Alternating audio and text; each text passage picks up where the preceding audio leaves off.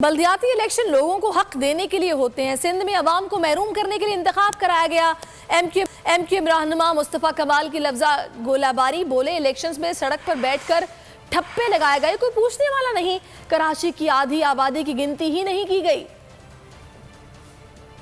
लोगों को हक देने के लिए सिंध में इलेक्शन हो रहे हैं, लोगों को महरूमी देने के लिए।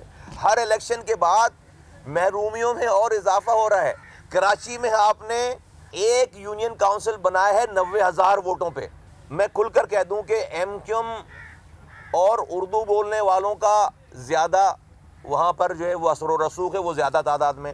दूसरी जगह ज़ुबान की बुनियाद पर दूसरी यूसी आप बना रहे हैं 15,000 वोटों पर। कहाँ 90,000 वोट, कहाँ 15,000 वोट। इलेक्शन जीतने के बाद यूसी चेयरमैन को, यहाँ के 90,000 वाले यूसी चेयरमैन को भी 5 लाख रुपए मिलेंगे मेंटेनेंस के लिए, और 15,000 वाले को भी 5 लाख रुपए मिलेंगे। ये क्या, वो इंसाफ कर सकेगा?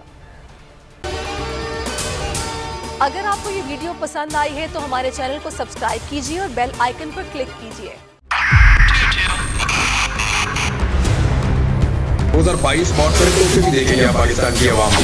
पाकिस्तान की आवाम को एक तोहफा ये दिया कि आवाम को पता चल गया कि पाकिस्तान का मीडिया क्या है। साल 2022 में सबसे ज्यादा देखे जाने वाला चैनल बोल न्यूज रहा नंबर 1। हमने बहुत सारे शोज और ट्रांसमिशंस की, पूरा साल मुसलसल जदोजहद में निकल गया कि ये वोट ऑफ कॉन्फिडेंस के पीछे कौन लोग थे। तोड़े रेटिंग के सभी रिकॉर्ड। सोशल मीडिया पर भी सबसे ज्यादा तेजी से 2.4 बिलियन व्यूज का संगे मील अबूर किया।